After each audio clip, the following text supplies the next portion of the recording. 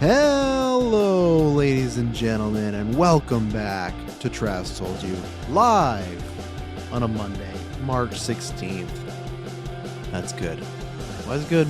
I don't know. Good that I'm live, though. It's been a little bit since I've been live, right? That's good. That might be the case for... That might be it for the next little bit. Because this week and the next... So the kids are on spring break right now. Like, get that going up there. The rock music down a little bit. I hope everyone is doing well, but yeah, that might be the case for next little bit because the kids have started spring break now. Luckily today they're playing outside because we got, I don't know what it's like. I know people have been memeing about in March Canada you get every single season, but it is very much like that. We had the most snow here where I live ever, as far as since like winter, everything. We got a little bit, I think November, like one day melted all. And then one more in January, same thing, then melted. Then today, last night, big dump. And of course, you wouldn't fucking believe it. We started filming. I can show you, I can't show you a photo. If you want, I'm going to post a photo later on behind the scenes of our filming that we did for patrons. Patrons, you guys get the film update, so I don't want to even show anything. You guys are even going to get half of the update because I can't show the full picture. It's a full spoiler. You will understand in about 2-ish years. It's a fantastic scene and a fantastic thing. I was so happy with everything. Like, everything went right for the most part. There's something that did take 40 minutes that, again, I can't even talk about yet. We're gonna have so many stories with this third film, but literally in the script, I'll just say character gets picked up in a snowstorm. We were supposed to film this another time. It wouldn't have mattered because winter didn't snow. So it's like, okay, we filmed everything till about 3:30 p.m. We went from 10 to 3:30 p.m. Get home around 5:30, start snowing, and then storming. It was supposed to be that way earlier. So it is just snowing, dumps of snow. Again, later on when I was supposed to be, after the fact that it's filming. Same day when I put snowstorm, I went, okay, that's just the way it is. We can't control the weather. We don't have the budget to make a snowstorm. So here we go. And then later on, the snowstorm happens. Motherfuckers. Couldn't believe it. But yeah, other than that, it was a very good weekend. And I can't remember. Oh, so yeah, the kids are on spring break. They were playing the snow and then they're hanging out with my mom. They're going bowling and doing a sleepover and stuff like that. So what's going to happen is I'm live today. Wednesday, I think I'm just going to do, because Wednesday's Weekly Geek, and that's the rumored trailer for Spider-Man Brand New Day, and that's me and Kirkland on Weekly Geek. So I don't think I'm gonna do another Travis Told You, because I don't like, if I'm already on Weekly Geek, I'd rather cover with the Spidey boy Kirkland Patzer than just myself. I know it probably would do better views and everything to start it in the morning, but yeah, I don't know. Let's see here. That's true.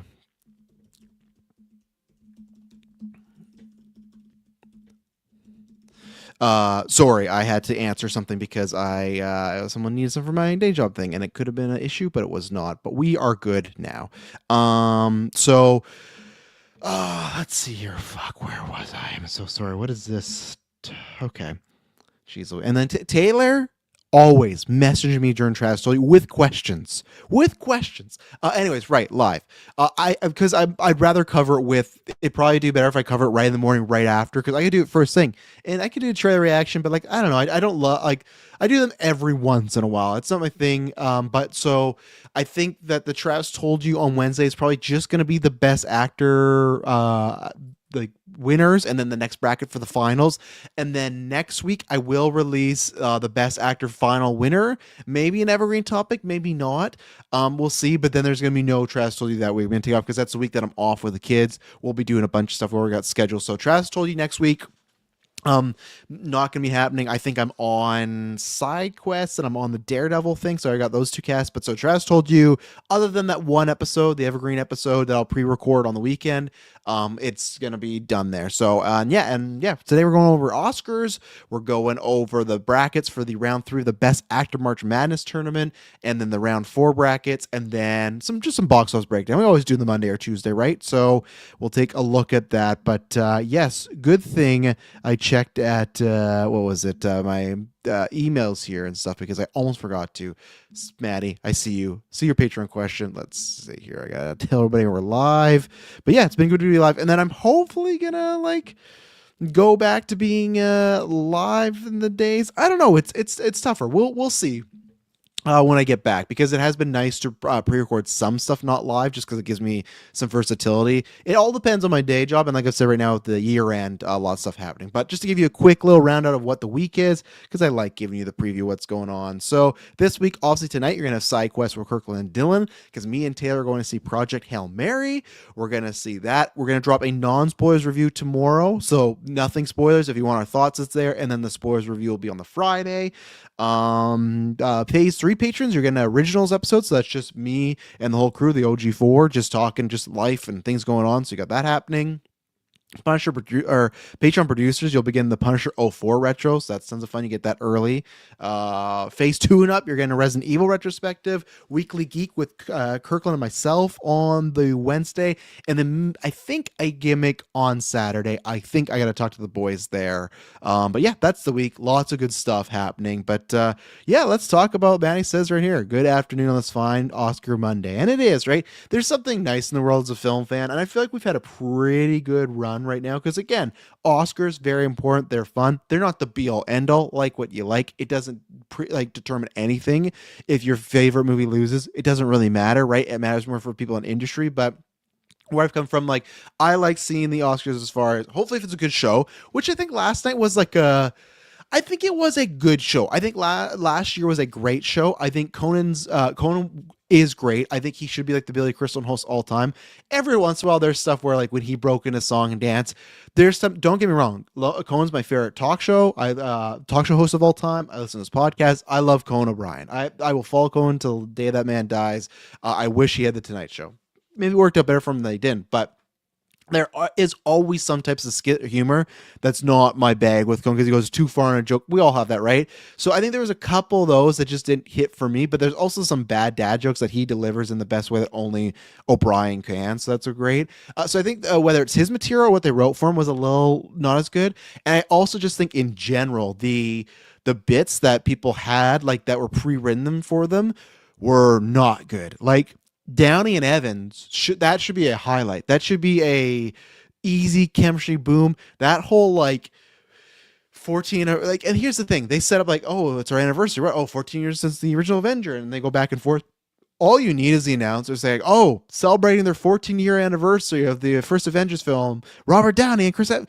They had to set up the joke like a couple times, do the joke, which wasn't even that good, and then they kept going with it. The best part was Channing Tatum in the crowd doing the whole, like, oh, give me my panties back or whatever, right? Like, easy fix there of the announcer setting up the joke for them, and they just come right in. There's one that I just it sucks, because I'm sure they're fine. I'm sure they love each other, but it felt like they had no chemistry whatsoever. It was fucking Bill and Lewis Pullman, man. You were telling me, other than the look, you're telling me they were father and son. It's like, no way, man. These guys got nothing going on chemistry wise, you know? And that's why I don't blame them. I think that's whoever was writing these bits in the intros, they weren't good this year. Even the Will Arnett, Channing Tatum one, like, their delivery is fine, but just the stuff, and even the Bridesmaid, like, I enjoyed some of it, but I feel like the Avengers, the Pullmans, the Bridesmaids, those all felt like layups, you know? And they weren't really. So I think the show was good. Has a pacing problem, as always. We had multiple speeches cut off, which sucks. And that's the other thing too. There's a lot of weird production stuff, because they would do the cut off, and then people's talking like, okay, go back on the music, we don't want to cut. There was one where they tried to cut off somebody by going to Conan, and Conan just fucking laughed. Like, he's like, what do you expect me to do? Like, I'm not talking until they're done. So then they went back to the speeches. And then, of course, this happens all the time, right? I'm no one to speak about it. Look at our extra life. Stuff happens all the time. But like, what he's just standing there. They come back, and Conan's like, all right, almost done. And he points something, I think pointing Delroy Lindo, gives him a bow, and he's like, yep. Are we live? And then I think someone's telling me, like, okay, you just never know. And it was just like, and Conan is the best as far as like that. Like, some people make that feel awkward. He makes it into an awkward joke. Like, he's so good at on the fly stuff. Like, he fucking grew up, like, look at SNL, like, the improv stuff, like, that's Conan O'Brien, right? He can do that. So that's what's like, even that awkward stuff, it works great as a joke. But there's a lot of just like snafus with the production. So it's gonna be interesting next year. It's funny when he's like, yeah, we're going to YouTube. That was really funny. I like that when he's like, yeah, so tonight's Oscars. Then it cuts in with like multiple Jane Litch ads, you know, because that happens all the time if you don't have the free YouTube, which I don't. Because I use YouTube, but not enough, I guess, right? Like, I use it for some things, but Um, anyways, so that stuff was good, but yeah, there was just a lot of weird things. Maddie says his favorite joke was Conan at the Netflix at Sarandos. Yeah, that was pretty good, and he was a good sport, good laughs. Which we'll get into some jokes there. Maddie says 10 out of 10 your take on every skit. That Pullman felt like it lasts forever. Tatum in the crowd was good though.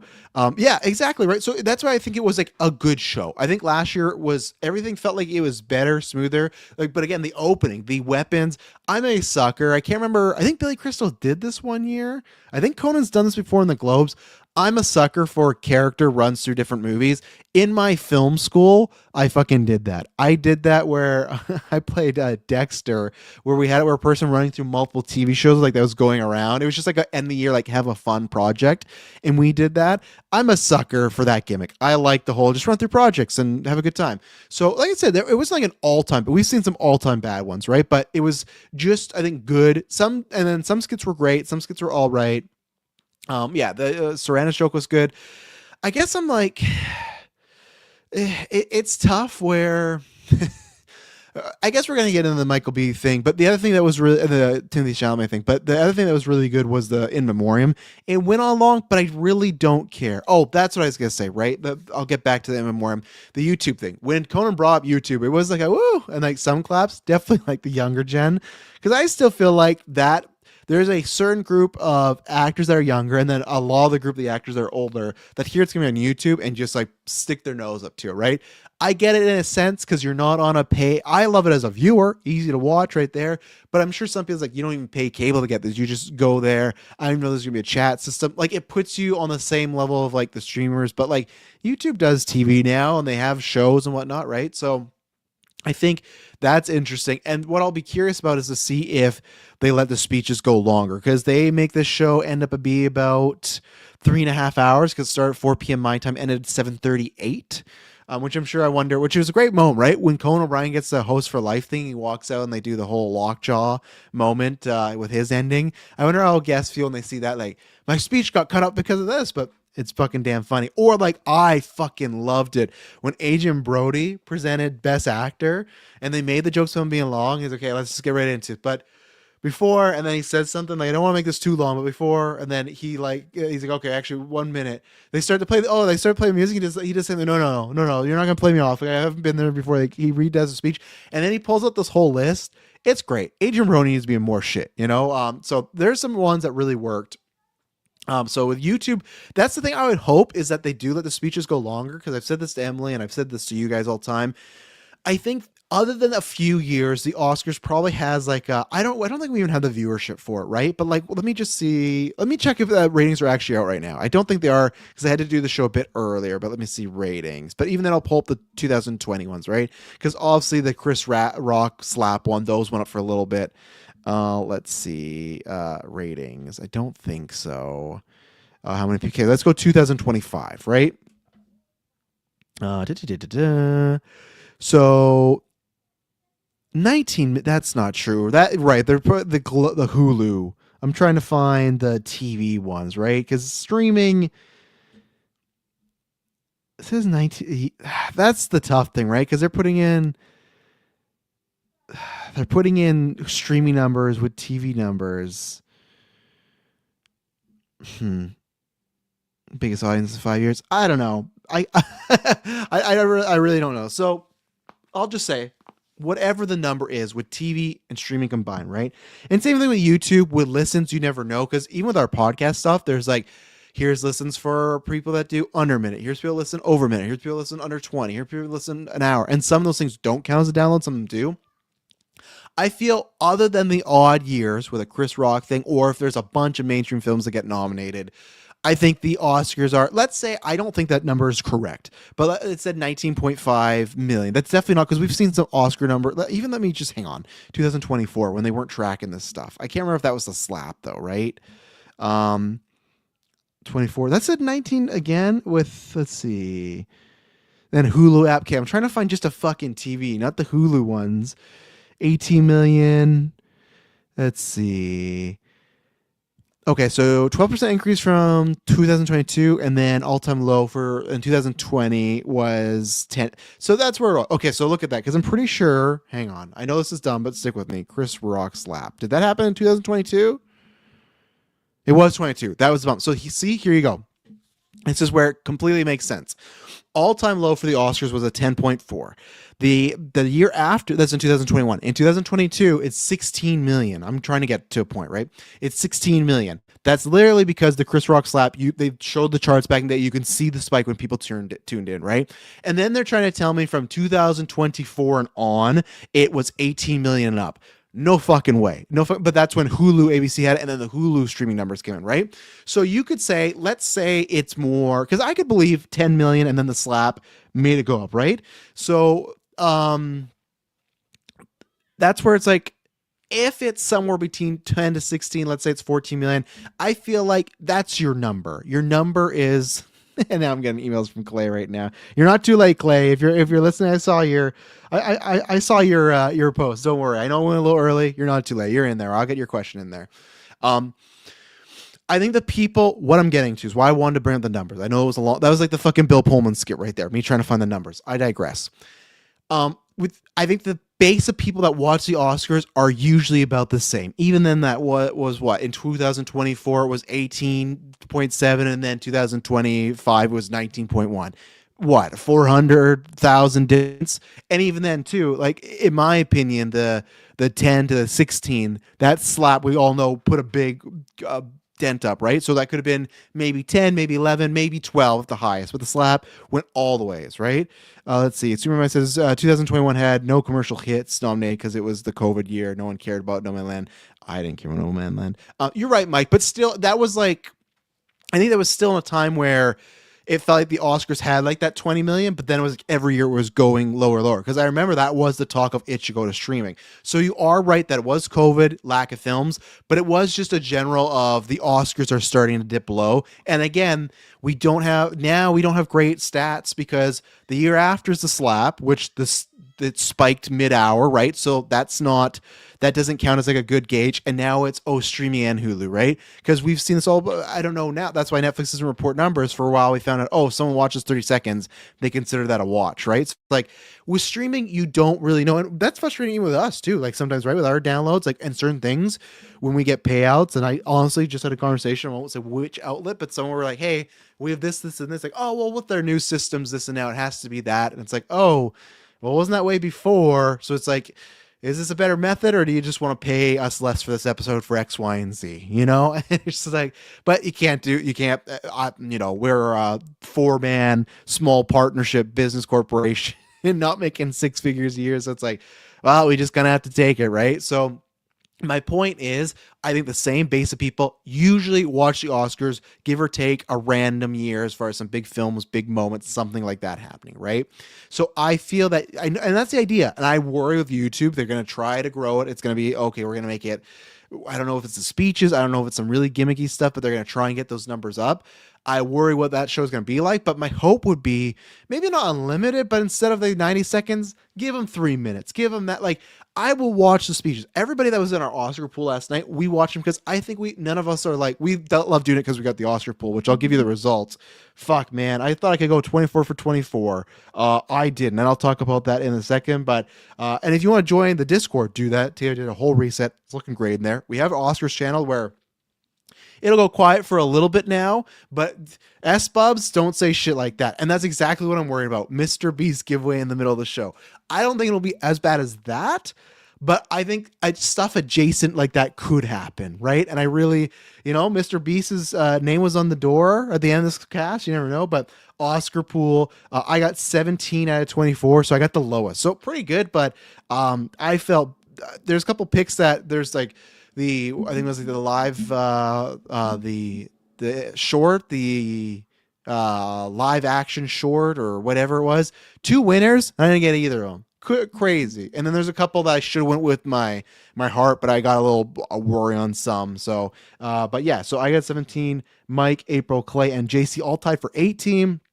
And then finally, after a 2-year streak of being first, Hansi at 19. But Maddie, I guess technically we found out because Hansi won the first year. And yeah, join Discord, join Patreon, all good stuff. But Hansi won the first year. And then Maddie, Hansi, and April all tied for the last year. And then Maddie won straight up this year. So Maddie, technically you're on a 2-year run. So congratulations. But yeah, I shit the bed. 17. Couldn't believe it. But they're mostly ones that I'm happy I was wrong on. But my point is, we were watching there because we do the pool, and obviously it's lots of fun. I don't think any of us for the Oscar the be all end all. It's a great thing to watch. I think we all watch because we like to see, like the person. I can't remember her name. I'm gonna look it up after, but the person who won cinematography for Sinners, that was a great speech, right? That's why I feel like just skip over speeches, stuff like I don't like. That's why the show is just for, I think, film fans. It's to that person to get their moment, tell their story, and say why they're there. And there's another one too. I can't remember. They listed a couple people, but even like Amy Madigan's, obviously it's best supporting, so most people watch it. But still, like her speech was great. Like the people that love film, whether you're like myself that wants to make film and be in that, or just enjoy the cinema and what it brings you, that's a moment to celebrate it. And yeah, sure, it can get a little pretentious and it can get a little holier than now, but the whole core idea is just to see these people get celebrated and make a great speech and be given some appreciation for their work, right? And that's where, for us, I think we all would take not the fucking K-pop Demon Hunter songwriters getting cut off and they're like waving the camera. It's like, no, we got to go. And this is where the ratings come in, and I get why, but director, actor, actress, best picture, they get unlimited time. They ain't getting cut off. Adrian Brody did obviously last year, but even then he talked through it, right? They rarely get cut off. And I get it, you're running long, but that's where it's like, I do want to see these speeches for these people because, and Maddie has a question on this, sometimes, like Brody said, you may never get back there, right? This could be the moment. So I get you still win. It's still, you get to say some thank yous, but it's like, give the people their moment. So I hope if YouTube can do that, that could be improvement. Again, the worry is that, Mr. Beast giveaway, as Espub says, but let's hope not, right? Let's hope it doesn't get there. And to that point, because of how long it took, I was, again, do it again. Hopefully not as long because there's a lot of people that passed away. But the In Memoriam was fantastic. To start off with Rob Reiner and to have Billy Crystal come out, one of his best friends, and give that eulogy. And then all the people, not all, but many people from his cast coming out there, especially when they had the Stand By Me people. I get it was one of those things that they didn't have everybody there, but still seeing some of the people grow up, it's crazy. So you get that, you get In Memoriam, and then Rachel McAdams, who lots of great outfits last night. Mikey Madsen, my God, that dress was fucking incredible. She looked stunning. Rachel McAdams looking cool as shit with that whole like golden like whatever shoulder cape she had going on. Fuck, like some great dresses and whatnot. But she gives a great speech because she had worked with her in what was it? God, it's a movie I don't even love. A Family Stone. It's one of Emily's favorite Christmas movies. Not for me. Not a Travis one. I tried it again a couple years. Not my bag. But Rachel McAdams, great speech, and it was good for about how much she impacted the young actors and how they inspired her. And then more and more, and then you get Barbara Streisand talking about Robert Redford. Yes, remember Mike says my mom's highlight night was Barbara Streisand, and that was long and like it wasn't smooth like McAdams or Crystal's. But to me, I don't really care in memoriam. Like, I don't care if people are stumbling or it's not smooth because, like, this is their friend and someone that's important in their career, and that's what it's about, right? And of course, it is selective of they all get their moment. Again, I kind of forgot it was last year. Fucking Val Kilmer, he popped up, just choked me up big time. I was not like prepared for that. We lost a lot of great talent, and it is tough. Who do you select? But obviously, with Diane Keane and Rob Redford, they are a different tier, right? And Reiner to that extent, but also Reiner with the way he passed as well. He was taken from us. It wasn't a natural passing, right? So it's very tragic. So it's one of these things that I love that. And I guess you could say copy it every year. Maybe that sounds lazy, but they could. I think that was great to hear more about them because it is like you got to celebrate the people that brought you to the dance, that made the Oscars, especially some of those people, and made some of the, like, look at Rob Reiner. They're going down his films. I've talked about this when he passed. In Hollywood, you are lucky to make one iconic moment or movie. That guy has at least 4 to 5 of them. So he is a fucking megastar when it comes to that, right? And these people should be celebrated. I'd be fine if it was even longer, or if they even did S-Bubs will know this, and other people they've watched wrestling a little bit, but they do the Hall of Fame. Obviously, it's not awards in wrestling, but before WrestleMania, they do the Hall of Fame where they put in like their lifetime achievements. I would love if they did like a whole in memoriam type of night. That might be depressing, but like you can make it not fucking depressing. You can make it about the celebration and the creativity of certain artists. I don't know how you do it. Maybe just like an hour show, but like just highlighting more clips or stuff. And again, maybe it wouldn't be viewed upon, but like that's again my point of the Oscars is the film community and the fans, for the most part, other than some GA people, there's who watch it. So make it more for that show and don't lose that base, right? Because I feel like there was a time where people were like, even myself, I was getting very disenfranchised with the Oscars, being like, this show ain't good. I think it was that year when they did the whole Best Actor going last because they thought Chadwick was going to win, right? And then he didn't, and Anthony Hopkins wasn't there. It was a super souring experience. That whole thing, right? So yeah, we'll see what happens, but. Super Mike says, cutting off the people who wrote most popular song in over a decade. And that's the thing where movie song over a decade. Yeah, I agree with that. And that's the other weird thing too, right? Is okay, my kids weren't watching it this time, right? But with the Globes, they were around there watching K-pop. They love that, so always cheering for that. If you're trying to get more young people and you're trying to get more eyes on that, when K-pop, the winner of Best Song, which I don't think should have won, I would have gone with the Sinner song, but I get why it wins, right? When it is appealing to a certain demographic, maybe you should like if I'm thinking purely on a business side of things, and that's why they do these cutoffs is the timing and to get the speeches flowing and the pacing. You probably let this one run a little more because there's younger people watching this. So now they just saw the song they won for best song, something they cheer for. Maybe they tuned in this and then they saw it get cut off. It's like, well, fuck that. You know, do I know how many people actually tune in for the whole broadcast? I don't know because the second the winners and the speeches happen, they're on Twitter. They're on discussing film. Like literally, the whole speech will be within 5 minutes. They'll cut it and put it there. You can watch the entire Oscars now, like not the show, but you can watch all the speeches, everything big through that. So that's where I don't know how many viewers it actually brings in. So we'll see. Let me go to the actual list here. Oscar winners. So yeah, as you can see, finished, not great. You might see that list pick 17 out of 24, not bad. You know, sure, but I want to win. I've never won the Oscar pool. You know, that's the way it is. I guess we're starting from the beginning. One battle after another. There's a couple things that I went back on that I changed my mind. I was like, I don't know. Sean Penn being one of them, which I'm mad I did. But I guess I just still would have tied, right? I wouldn't have won because what screwed me up was Best Actor and the I think it was documentary one, some of those shorts, which always do, right? Those could go either type of way. I just do my best to do some homework and find it. But one battle after another. You can listen to me when I talked about that on Travis Told You. I never really thought that was going to lose. I thought, obviously, it's the Oscars. There's always a chance something could happen, right? But I just said the second that film happened and the way it played, it was two reasons. One, and it's not an undeserving one. I know some people are like, oh, he didn't win for Boogie Nights or Magnolia, so this is that type of thing. I guess I'm the wrong person to ask because I know tons of people say that about, 1 second. Massive scratch on my back and I saw a back itcher. Hell yeah. People say that about Marty all the time. I'm not saying he should not have won for Raging Bull or Taxi Driver or other stuff, but I don't think Departed for me is like Scent of a Woman is this is a thank you Oscar.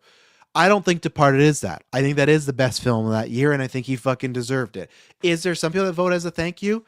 Sure. But I don't think it's that. Same thing as PTA. Is there some people probably as a thank you career Oscar? Sure. I don't think it's that. I think, and again, that's not my will. I like Frankenstein more. I like Sinners as the one being, like who I would pick would probably be Sinners because I think I have Sinners over. I don't know if I had Sinners in my ranking. Did I do my year ranking? I did, right? Yeah, I did. There was a cast that did that. Did I have Frankenstein over Sinners? Did I have Sinners? I had Sinners, yeah. I would have had Sinners, right? But it's the same time where one battle is a deserving win as well. Same thing as when we get to Best Actor, we'll talk about that. But like, I don't think I said this on my Oscars predictions. I apologize because we always do a will to win and a want to win. And for all the wants, I didn't have them because sure, if Timmy wins, sure, that's great. If Michael B. Jordan wins, sure, that's great. I love them both. Michael B., I was pounding the drum harder than anybody when Michael B. didn't get fucking... when he didn't get nominated for Killmonger, that's a fucking travesty. Even with Black Panther getting Best Picture on all this stuff, he deserved that. I don't know if he could have got the win because Mahershala Ali's very great in Green Book, but I've been banging that drum for a long time, you know? watching him Parenthood, The Wire, so it's great. I had Timmy as the Will, and I thought Timmy was technically, if I would have picked, I would have gone Timmy. And Michael B, he won our Golden Geeks as well. Check out the last episode. We did Golden Geeks winners. That's our Oscars, our categories, the patrons and us decide the winners. But I was happy with that. Same thing. I would have been happy with Mario Supreme, Sentimental Value, Sinners, One Battle After Another. A lot of great films. So I don't think the PTA is a just career win and oh, you deserve it, here you go, we should have won here. No, I think it's deserving that. And as I said, I thought the second I saw that movie, it's very politically charged. Last night, lots of political speeches or allusion to it about the problems. PTA definitely, like me and Emily said that when he won the screenplay, which is so funny because you have PTA who's like, he's never won, he finally wins it, and Coogler, who still like far into his career, but like not as like this is one of his first times being nominated as like just a writer. I think it is his first time being nominated as a writer and just fucking wins it, right? So it's funny, that dichotomy of PTA and Coogler. And again, I bought Coogler stocks when they were fucking low. Love Fruitvale Station. He made me like Creed and Rocky. I don't give a shit about Rocky. I still say Black Panther is still the best MCU movie. I was fucking, you can go back on the lead up to Black Panther. I was talking about how good this movie's gonna be is because of Ryan Coogler. Ryan Coogler is a fucking guy. He's gonna win. It's crazy they already won an Oscar. He's gonna win Best Director one year, Best Picture. He is someone that I said he is the new Nolan. Technically, I guess it'd be better because Nolan took a while to get that Oscar. Coogler already got it, but Coogler is the fucking guy. He will win it one day, I guarantee you. And if not, it doesn't matter. He's an Oscar winner, right? So I wasn't surprised. Like, again, I wasn't surprised by that. And what I was saying is PTA's first speech for screenwriting. It felt like I'm going to save the better speech for director, which he did. And even when he got Best Pictures, like, I was a bad director. I didn't even think my cast, so I got to do that. So each speech had something I did really like, and maybe some boomers might listen to this and not be happy about this. I don't know. Me and the boys talk about this all the time. Not everybody, but definitely some things of this generation are going bad because of the previous generation. And I love they said in the speech that he's one of the themes of this movie is us, his generation, apologizing to what we're handing my daughter's generation, right?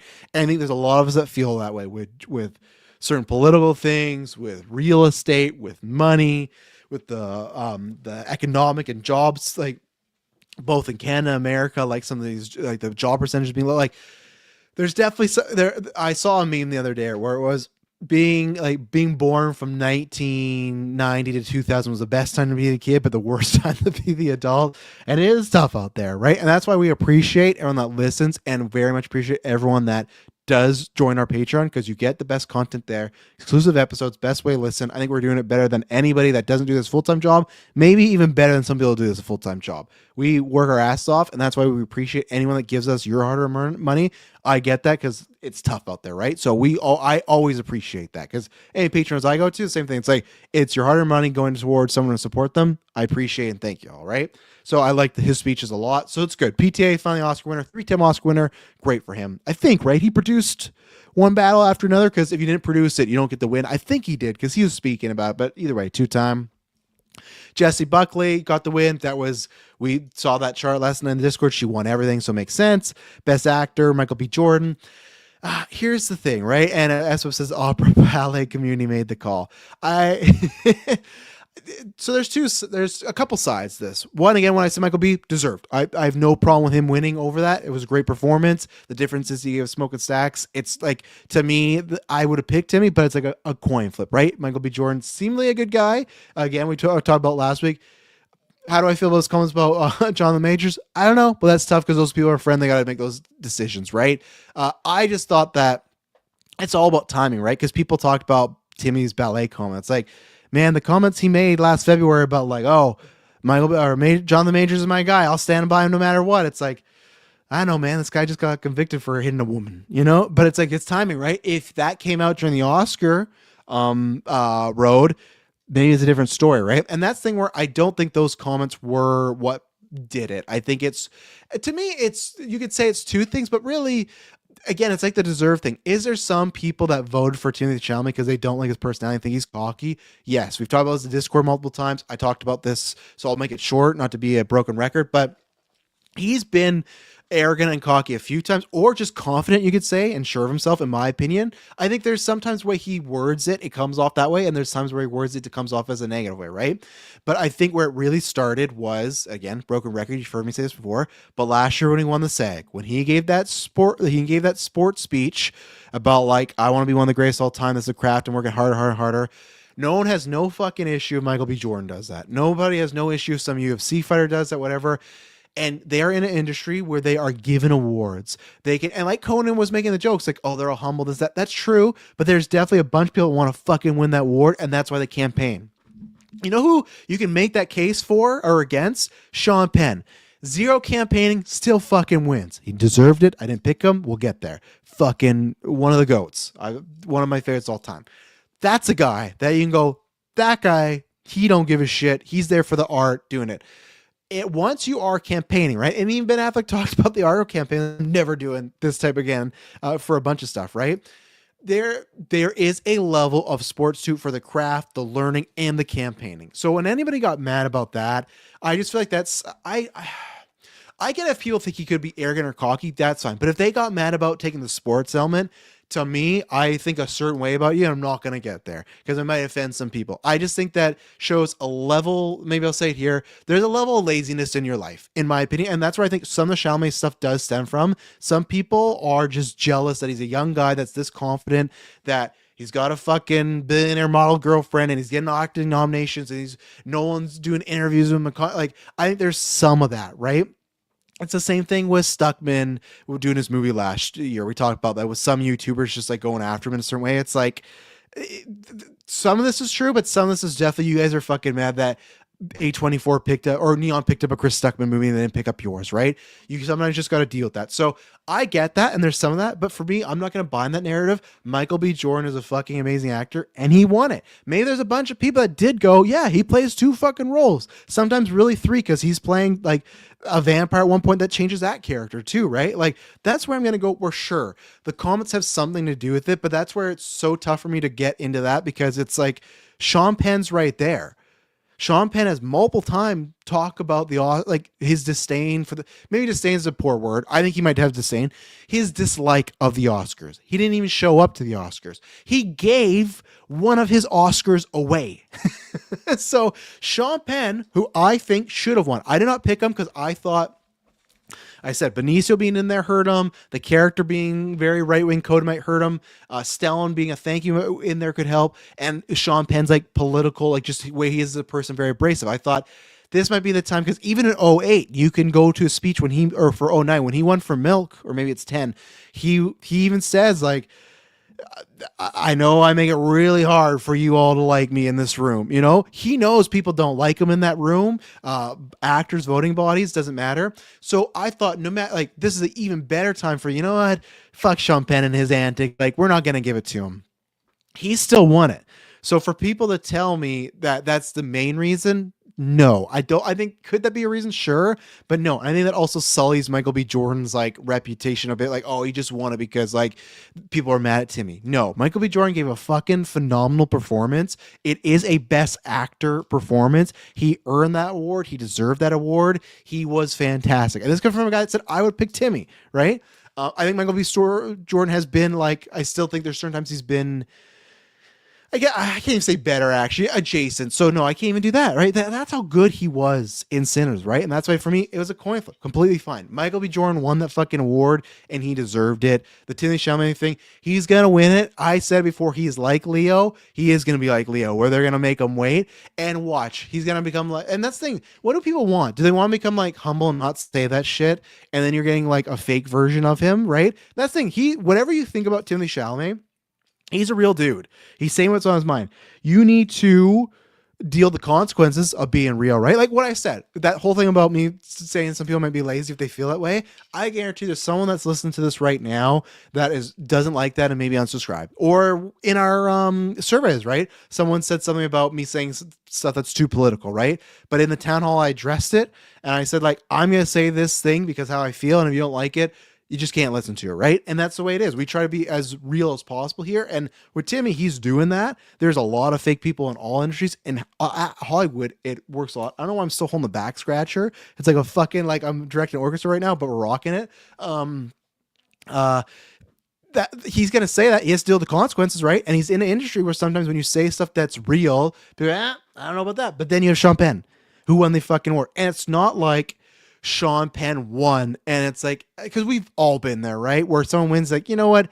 Weak year for this category. I watched Cinema Value.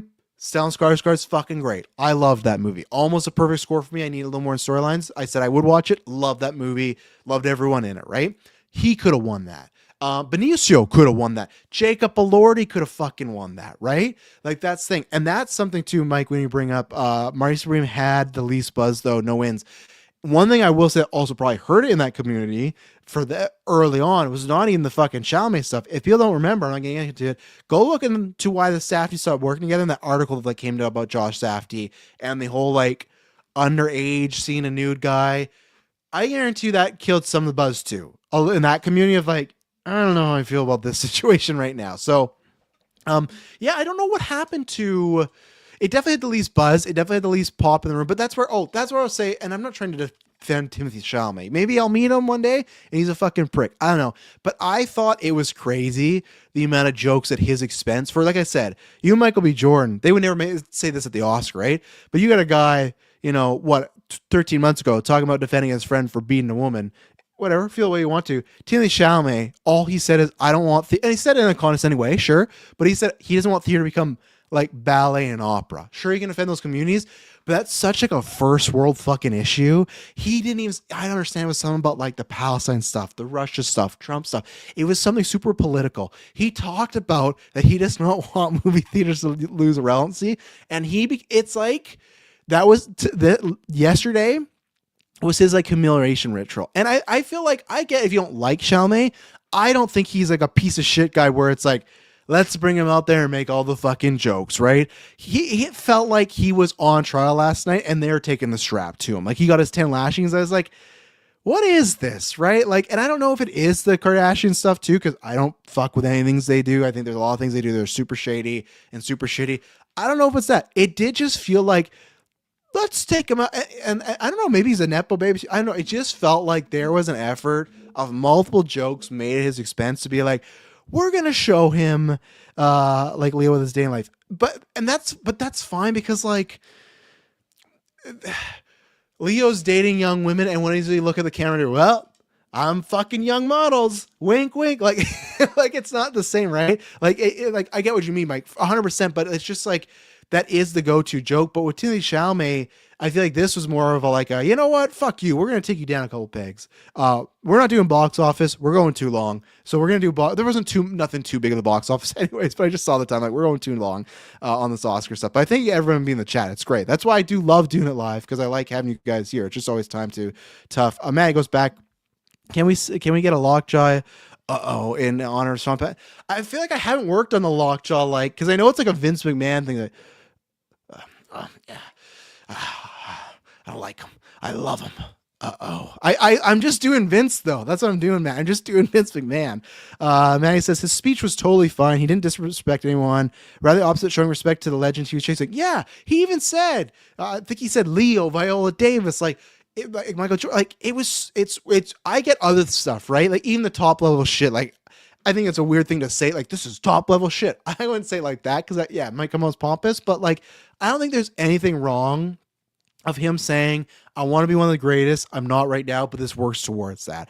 Again, and Maddie, that might just be because, like, you and I watch certain sports, but even the same way, like, I don't want, like, it's not a sport, but professional wrestling is that all the time. Professional wrestling is like an Oscar where when you get the championship, it's fucking scripted. You don't win it, but it is like an Oscar. It is, you are the best person in the ring, on the mic.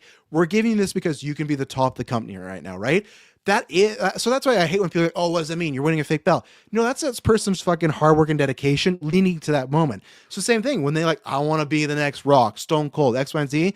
In wrestling, it's completely accepted. That's like, oh, he's spin fire, good promo. But in actors, where it's all about the season winning and who's the best, like, hey, hey, says he wants to be the best. I don't know if we should talk about that. It's like, no, like he's saying what a bunch of you are actually thinking, right? There's tons of people like Ethan Hawke when he's up there and he lost. Looks like he's going to lose. I'm just happy. He even said in the trailer, like, I'm just happy to be nominated. It's a great time, right? There are some people in the room that are like that, right? But there are multiple in the room like, I need to fucking win this, whether it's for my career, my hard work. I really want this X, Y, and Z, and they're bummed about it. And they can be, right? Don't be bummed. You're nominated for Oscar hard work, but they can be bummed, right? That's the thing where it's just like, there's tons of people. It is very competition. And I said, once you're campaigning, it's a fucking competition. It is a competition. If it was just, we do the Oscar noms and they made a rule where no one can do interviews, they go fucking silent till the Oscars and on red carpet or they can do interviews once votes are cast. Then maybe I could say, oh, Chalamet, I get why people might push back. He's maybe being a little edgy with this speech here. But no, they put in so much money in these campaigns, right? Maddie says he knows what to do, dedicate to his craft, he's willing to do that. I love that. I do too, right? Like he in an age where a lot of people have said the Oscar is, I don't know, I might agree with it to some point, right? The Oscar is the least valuable it's ever been. The reason I could agree to that, because we were talking about best actor winners, like look at Rami Malek. He's a best actor winner. That didn't like blow up his career or anything, like where it used to, right? It used to put you on the map. So other than maybe when it started, I could agree with that, right? Mike says, again, it's just a vibe saying a lot of people don't like him who have never seen his speeches. And that I agree with, right? For me, Mike, I'm just talking about the people that don't like the sports element to Timmy taking the whole like, like, oh, I want to be the best. And we're like, because people don't really, it's like, oh, I couldn't get here without other people. Like, of course, there should be some humbleness to his speech, I think, but only if you genuinely feel that, I guess, right? But I get that, right? There's all actors, there's people, or even in life, you just don't jive with, right? So, Mike, I don't have a problem of it's the vibe thing. I do have a problem, though, if people are voting of like, I just don't like his vibe, not voting for him. No. You vote for who gave you the best performance. So anybody that did vote that way, the only thing I would go against is, let's say someone nominated, and if it's, again, I'd be completely fine with if I guess it was tough, right? He still won it. When Casey Affleck won that Best Actor award and all that stuff came out about him about the sexual misconduct, that's tougher for me. When it's like. If someone say, I'm not going to vote for X, Y, and Z because of they assault somebody physically, sexually, mentally, like that, that's where it's like, do you want to award that person? I get that. If it's like, he's kind of a douche, I don't know. That's not a good enough reason for me. It should come down to the acting with Timmy, but I get that, Mike. It's just, when it's Mike and Matt going back and forth, I go back, like it messes me up. But I was just, going after those people who had a real problem, like, he shouldn't speak like this. And even the ballet stuff, like, I don't know. I think people, again, just wanted clicks for the week. They took them down. They feel good. And I've seen, because my algorithm's Oscar coded, I've seen like multiple fan edits of like him losing. It's like, all right, like while you're making this fan edit, what's this fucking guy doing? He's working on Dune 3. He's doing this. Like, put down the fan edit, go do something else productive, in my opinion, right? S-Buzz, making movies, having a great time. Crew's coming for the Oscar next year, though. That's what's so funny. I will drop it because we don't drop it enough nowadays. I don't know why. Probably because it's longer, but just having fun, man. Making movies, big adventure, having a great time. So for Oscar predictions for next year, S-Bubs, I was with you until this year. You know why? Because they showed in the show, they gave him one of those fucking honorary Oscars. I feel like the honorary Oscar, it sounds shitty, but what happened with Angela Bassett? A lot of people thought she was going to win. Jamie Lee won. You can argue whether that's right or wrong, but she won. Bassett's really upset. Lots of people thought that Bassett should have won. What do they do a couple years later? Give her the honorary Oscar. Angela Bassett, you're an Oscar winner. To me, the honorary Oscar for Cruise was if he loses for Digger. I do think, S-Bubs, there's a good chance he could get that because obviously Inarritu got Leo as Oscar, and I don't fucking care. We all know it. Maybe some people disagree, but Michael Keaton for Inarritu, I think it is, for Birdman should have fucking won for that as well. Not a Redmayne, he should have won. He is a lead actress pusher in Inarritu, right? Inarritu, fuck. I think Cruise still does have a good shot, but I actually thought if he didn't get the honorary Oscar, because some people do vote for the deserve of career Oscars, I thought it was a lock. Now I don't know because like, we gave him an Oscar last year, right? He's an Oscar winner. He's honorary. That's good enough. Yeah, we'll have to see. Obviously, see what happens with Digger. But no, I think there was a good shot. But that's why I thought they'd give it to him after. It's like he's doing this movie with a guy who wins Oscars all the time. Like, let's just wait. But I digress. So that's the whole debate on Timothy and Michael. For me, I'm gonna hope and tell myself the fact that Sean Penn won. It doesn't come down to the comments. It comes down to those that voting body, just like in Golden Geeks, thought Michael B. Jordan was the best actor for this year, and he deserves a fucking award. Congrats to Michael B. Let's see here. I'm gonna go through these quick, I'm running out of time here. Gonna go through these quick now, and then brackets and then questions. And Sean Penn. I didn't pick him for those reasons. I thought they weren't going to go with him. To me, that was the best performance of the year, period. Any gender, sexual orientation category, I thought Lockjaw was incredible. It sucks that he wasn't there. I get why he wasn't there because I think he is just kind of over the Oscars now. He's talked about multiple times. I wish he was there because it is a historic moment. He ties Warren Braden, Meryl Streep, Jack Nicholson, and Daniel Day for 3 Oscars. Is anyone going to break that? I think Stone's got the best chance to. I think she could, but I think he is. I talked about this last episode. Sean Penn is up there to me as if I make my top 50 or top 25, he's up there. The back half, not strong because he doesn't act as much, and there's a couple other projects that are a couple different choices, but I'd say from 80s to about the aughts, I thought he was the greatest actor of all time. I now put Bale up there, but Sean Penn, and I put it, the day I saw Oba, the day I saw one after another, I put in my Letterboxd review, great time in the cinema. Sean Penn has the juice to win an Oscar at any time, and that's who Sean Penn is. If he locks in and he's with the right director, I know you can say about a lot of people, but like Sean Penn is a tippy top of he can just fucking win an Oscar like that. Like he is, and to me, he is a talent to deserve hold the record. He is up there. So. Let's see, original song, K-pop, sure, yeah, we kind of thought it was gonna have similar value, yeah. All these were pretty much, I think, are locked in. The only big surprise I think was cinematography and then casting. Casting to me, Michael B. winning gave me a little like, oh maybe, but Michael B. I was like, that's more of the actor thing to me. Casting, if Sinners got casting, that's where I'd say there's still a chance for Sinners. The second, and I predicted Sinners to get it, the second One Battle After Another got casting, I knew it was like over for One Battle After Another. I had been predicting all year or season, but that was, to me, I knew it was done. Let's see. Ludwig got his 3rd Oscar, so he got 2 more to Ty Williams. So again, could he break that record for composers? We'll see. Fucking best documentary feature. I picked Perfect Neighbor. Mr. Nobody Against Putin fucked me over there. Visual effects, Avatar, production design, costume, that's all for Frankenstein, yeah. Screenplay, One Battle for Another, we thought. Coogler for Sinners, yeah. Best supporting actor.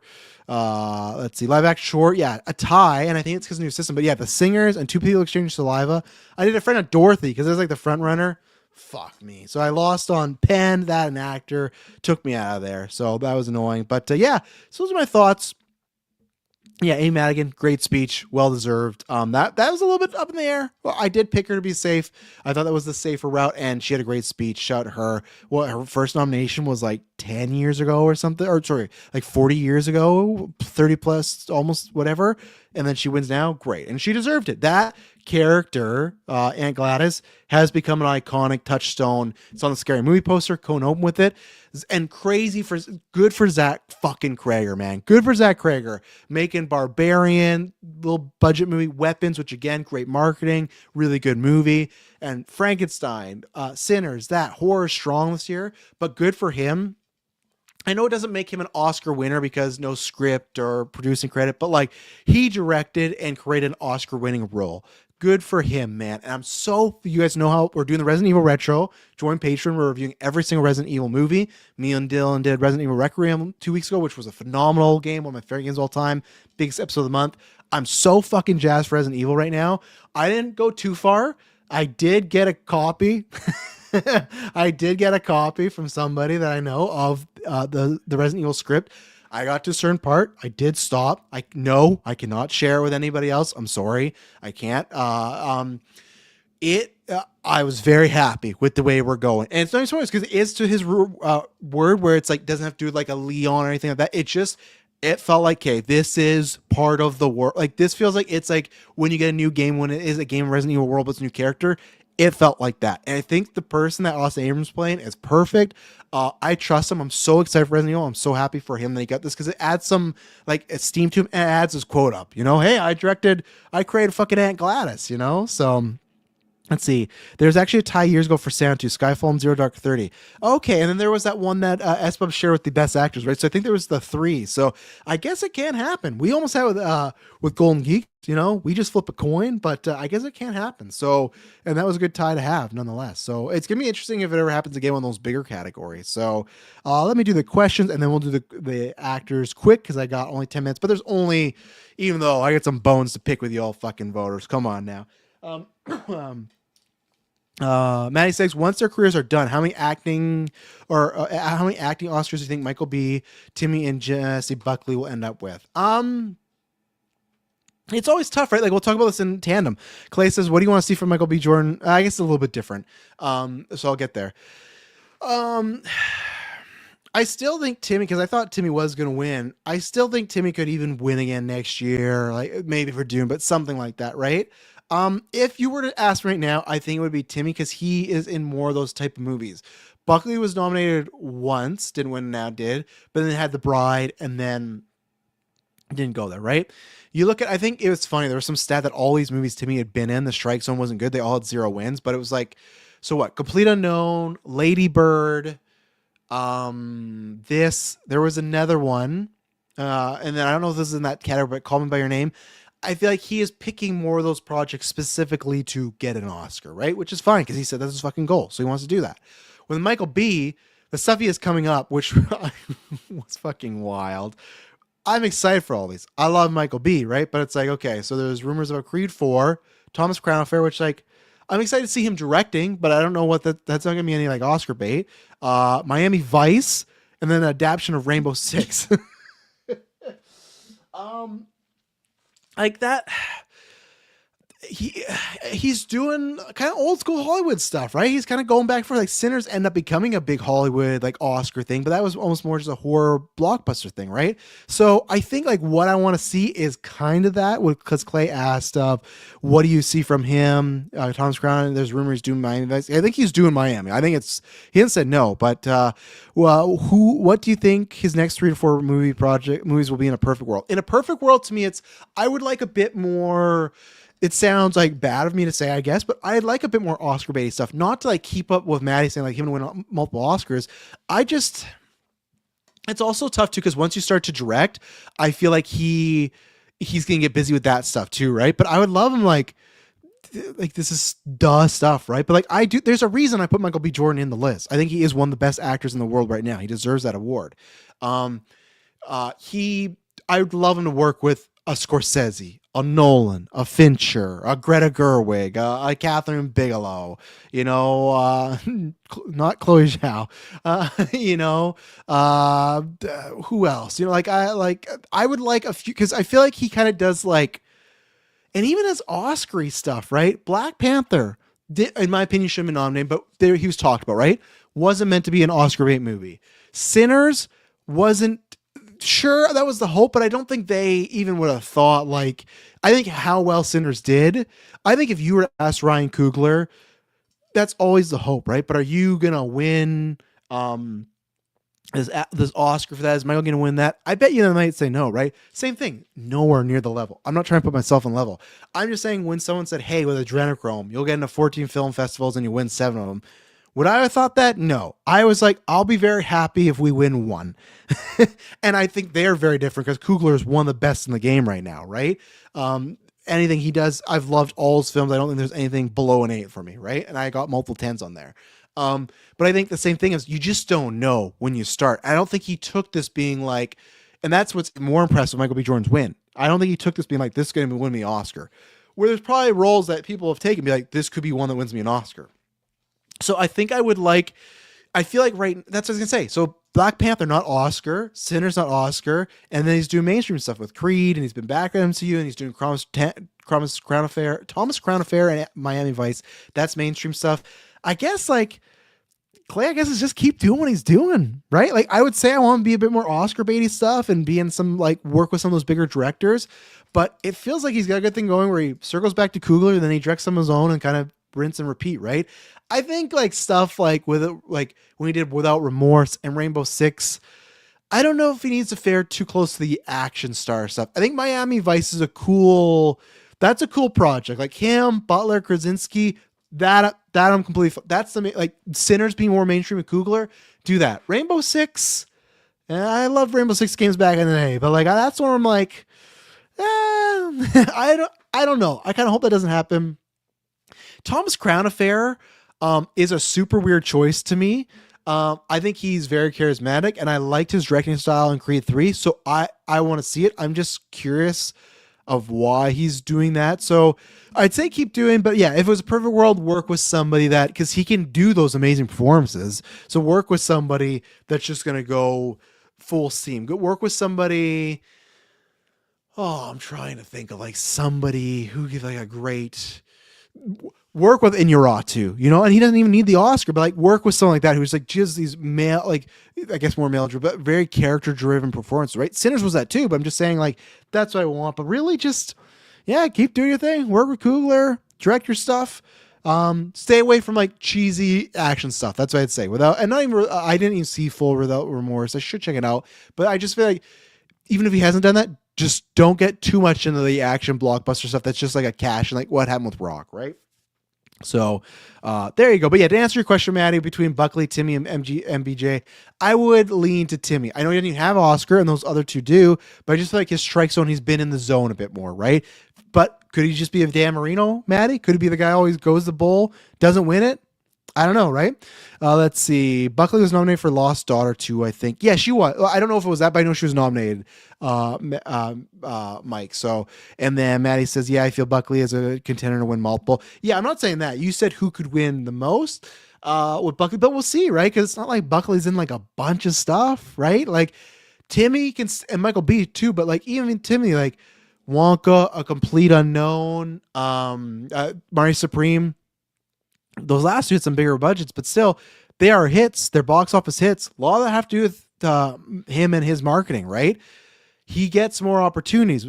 Look at Rami Malek. He's not in a bunch of stuff. I don't think Jesse Buckley's going to be a bunch of mainstream stuff. A bunch of people, I guarantee you, didn't see fucking Hamnet because that plot synopsis, right? So there you go. All right, let's bring this up because I got to bring this one a little long there. But Best Actor, March Madness. We are down to the quarterfinals here, going to semifinals.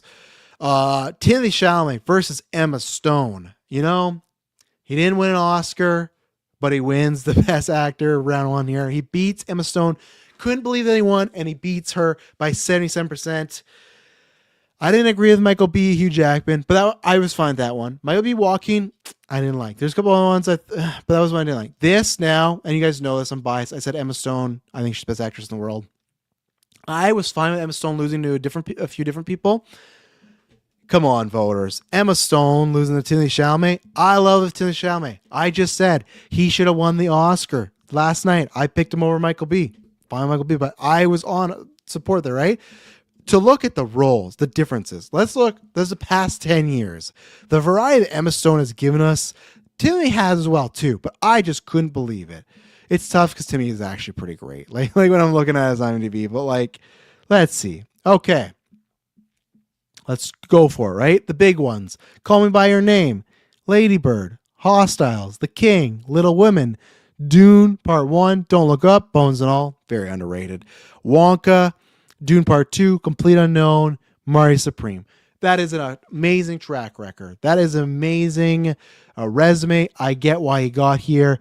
But to beat Stone, let's just take a look at Stone right here.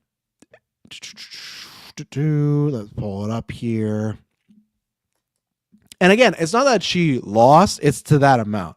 Okay, to start us off here, 2000, she was in the interview, huh? 2000, oh, La La Land, fucking La La Land, come on. The Favorite, Maniac, Zombieland Double Tap, Cruella, Zombieland's right, Poor Things, The Curse, Kinds of Kindness, Begonia. I don't know. Yeah, I was remember like, what insane Cruella. I guess for me, So I actually say this. They're projects for when I say consider the wins, which are like the big ones, right? The big, like, that was incredible. Like, either it would be a Golden Geeks or like a Best Actor, stuff like that. Something that's very impressive. I think it's very it's pretty tight. It's pretty equal. But for me, it's the variety of La La Land, Cruella. There you go. I wouldn't put Cruella that high, Mike, but Cruella, Begonia, and then specifically to me, Poor Things. Poor Things is one of those incredible. That's Poor Things was what I said about Lockjaw. That year, no one was better than Stone, and you could tell because all the actors were like, Emma Stone, this fucking movie, man. Like when they did all actors and actors, everyone's talking about Emma Stone. Same way as Phoenix with Joker. To me, Poor Things alone is better than anything. Poor Things alone should just begin there. And I don't do it alone. I do a body work, but that like should be the tipping point every time. So the fact that it wasn't, shame on you. Shame on all you that vote for Timmy. I love Timmy, but I don't think he should have won here. And I don't think he should have won by that amount for 71%. As I've said, I'll say it. We're doing this poll for fun.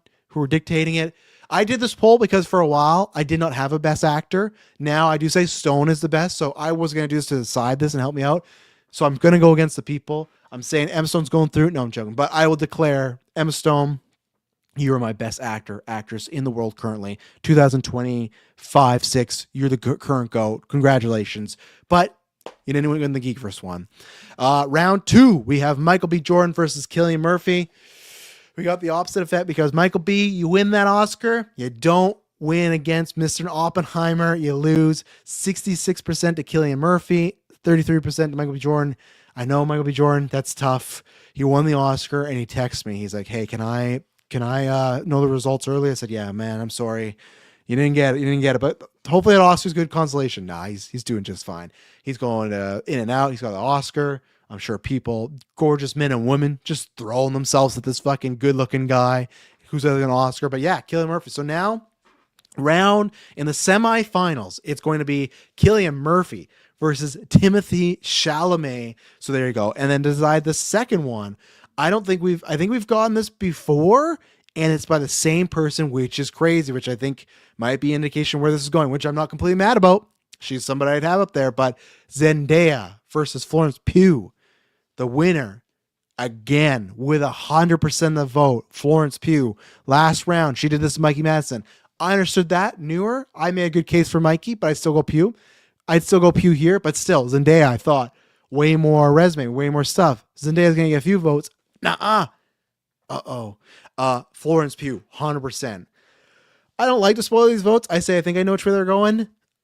I feel like the way Pugh's eating people up, has to go, but so far I would have, let's see here, for the votes, I would have went Emma Stone, and I would have went Killing as well over Michael B. So I'm 50-50, I went with Florence, and then the Titans, two of the GOATs, two of the greatest of all time, the best to ever lace up their acting boots, Leonardo DiCaprio versus Christian Bale, the winner, 77%, Leonardo DiCaprio, Christian Bale, 22%.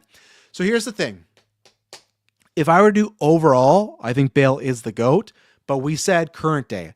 I think when you go uno match to match, what I said, and I think some people might agree with this, what I said when we were talking about Leo, I think Leo's best work is from now to on. And I guess I should have, I take it back because Django was 2014. I said Django would kind of unlock something in DiCaprio. That's not count. And those two don't count, but Wolf of Wall Street's also where he pivoted a lot, right? But I feel like Once Upon a Time Hollywood, Don't Look Up, whichever you don't feel about that movie, different performance. So Don't Look Up, Once Upon a Time in Hollywood, fucking One Battle After Another, Killers of the Flower Moon.